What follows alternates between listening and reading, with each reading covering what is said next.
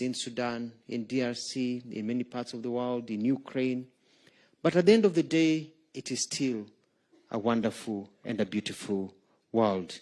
And that is why we are here today to celebrate and to say, Karibuni sana, welcome to Kenya. We're very proud to host all of you. After the speeches, with permission of the President, I'm going to request that the senior United Nations members to be able to go on this side so that United Nations Secretary General will get an opportunity to introduce you to His Excellency President William Ruto. And with those few words, it is now my pleasure to welcome His Excellency President William Ruto to address you. Welcome, Your Excellency. We can all be upstanding and, and stretch a little bit. You don't have to stand. Please. Thank you very much. I am very careful when the UN Secretary General is around, because he once gave me a lesson on protocol. Allow me, Mr. Secretary General, to say this. I was having a conversation with the Secretary General. I have a lot of respect for him. I kept on referring to him, Your Excellency, until I think he got annoyed. And then he told me, listen, if you don't call me Antonio, and you continue calling me Your Excellency, I am going to call you Your Majesty. So I stopped calling him Excellency. That's the extent of the protocol. Let me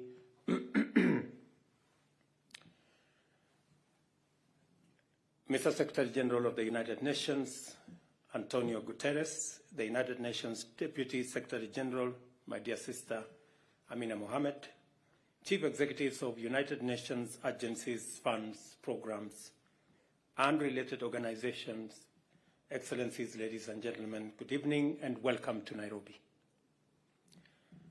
I will volunteer 2 pieces of information for those of you who are in Nairobi for the first time. Number one is that your coming to Kenya, aside from being your home, because we have a UN agency here, and I dare say the largest UN agency anywhere in the globe.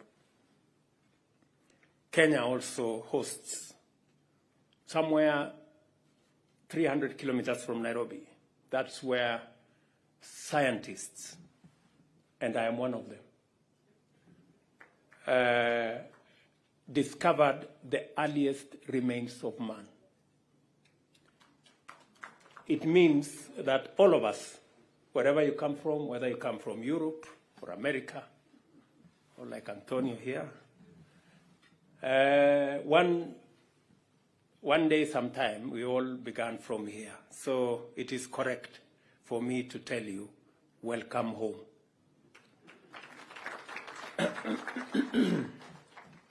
Secondly, let me also volunteer some small information. 10 minutes drive from your hotel room is our national park. And we have all the wild animals there. We have the lions, the cheetahs, and elephants, and many wild animals. Occasionally, they break off from the fence. So, if by any chance you find a lion in the streets as you go shopping, please be careful, because it is not tamed, it is wild. And with that information, I'm sure you are armed enough to find your way in the city of Nairobi. But Mr. Secretary General, I'm honored to extend a very warm welcome to all of you. And from the great organization that we all belong, the United Nations, we hope you will enjoy the Kenyan hospitality. And on behalf of the government and people of Kenya, we are delighted by your presence here today. I would like to express our gratitude to the United Nations for selecting Nairobi as the venue for the UN Executive Board Coordination Meeting. This demonstrates our excellent relations, and as a global center for multilateralism, we are proud of this kind of gesture and look forward to hosting future coordination meetings. I'm confident that the discussions of the Chief Executive's Coordination Board meeting will strengthen the role of the United Nations in delivering the global mandate that you hold. Congratulations to you, Mr. Secretary General, for successfully guiding the Central Board in essential operations. We pledge Kenya's complete commitment and support to what you do for the sake of humanity.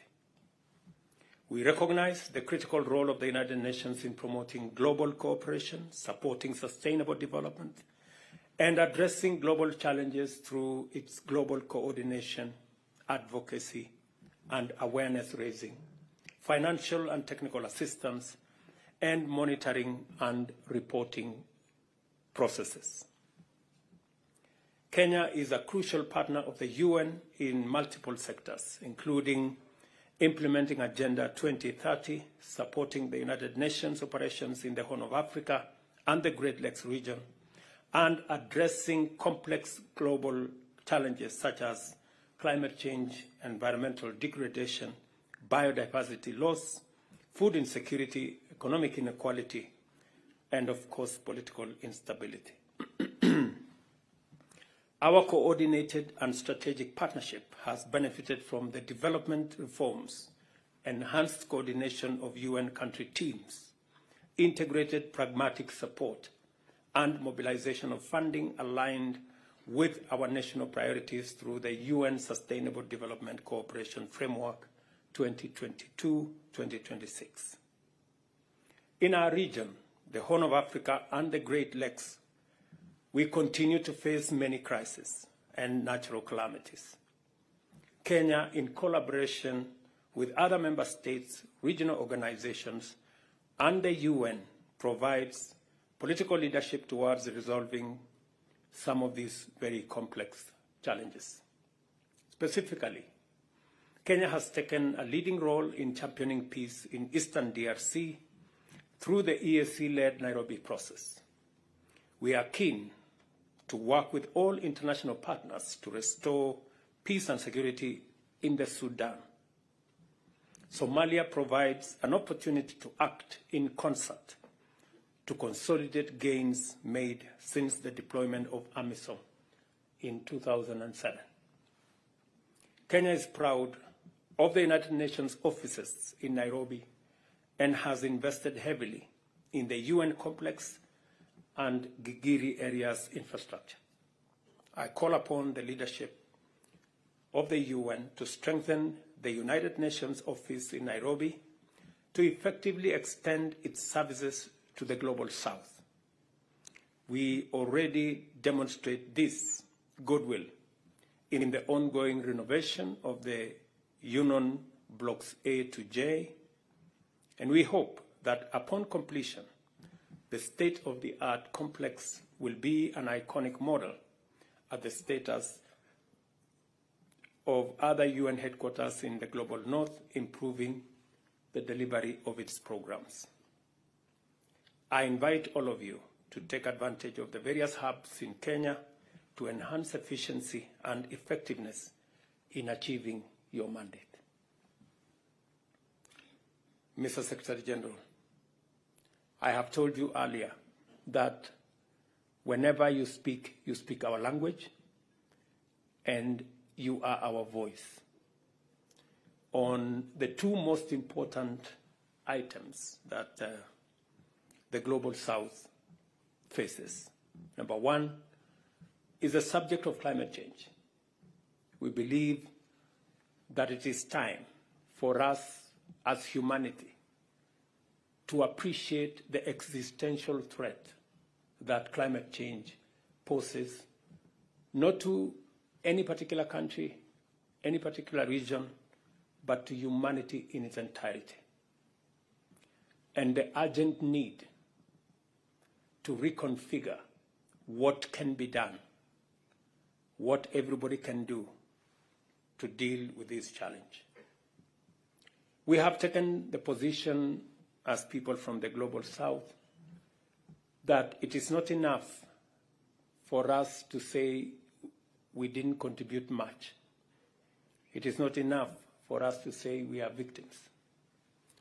We must proactively begin to offer what we consider our contribution in solving this problem, however it was created, by whomever it was created.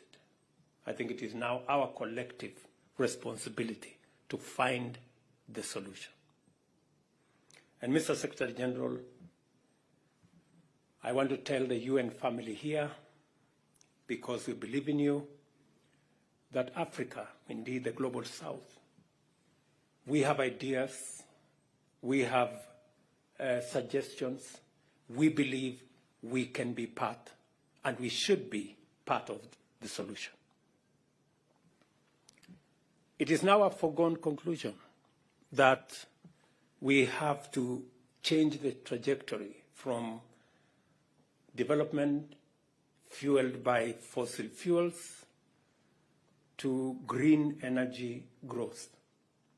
It's a foregone conclusion. I think we are beyond the Rubicon. And therefore, it is important that we find, where do we find the next energy to power world development? And we are making an offer that we have the largest resources of renewable energy. Kenya's grid is 92% renewable. That's just an example. We have huge resources in hydro, solar, wind, geothermal, and we are prepared and ready to make these resources available to solve this existential threat of climate change. All we are asking is that while we offer these resources, others should come with finances and technology, so that we meet halfway and we get a win-win outcome. I think that is the proposition that we will be consolidating as leaders from the Global South and in our continent of Africa, as we come to the UN General Assembly and as we go to the COP28. One final thing, Mr. Secretary General, and I know speaking to you on this matter is preaching to the choir,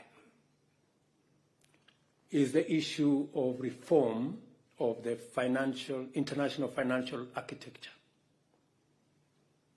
I think it is important for us to have an international financial architecture that is fair. We are not asking for one that favors us. We are asking for one that is fair, that treats everybody equally. And we need to have a conversation how this can be brought to being. We have suggestions, we have ideas, and we will be meeting halfway so that we can have this conversation and be able to unlock the potential that exists if we were to have access to finances. Finally, let me say on the subject of climate change one more time, and I speak a lot about climate change because in my PhD program, as a scientist, I was heavily invested in matters environment. That we need, it is not enough for us to continue to have a conversation, sorry, to have a conversation about adaptation. It's a good conversation. Loss and damage is a good conversation. But I think the most important conversation we need to have is about climate investment, climate financing. That's the real conversation we need to have. And hopefully we should create a framework for us to have that conversation. We certainly need to have a carbon market. We need first to understand the carbon trading. We need to assess those who emit, what are they doing, and what does it cost those who don't. Mr. Secretary General, I know the United Nations is a global power. I do not want to push my limits beyond there.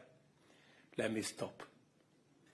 I request, ladies and gentlemen, that we all rise and join in a toast to the warm and cordial collaboration between Kenya, the United Nations and its agencies, and to the continued good health and well-being of my good brother, His Excellency Antonio Gutterres, the continued prosperity of the United Nations family, and the continued partnership with the Republic of Kenya.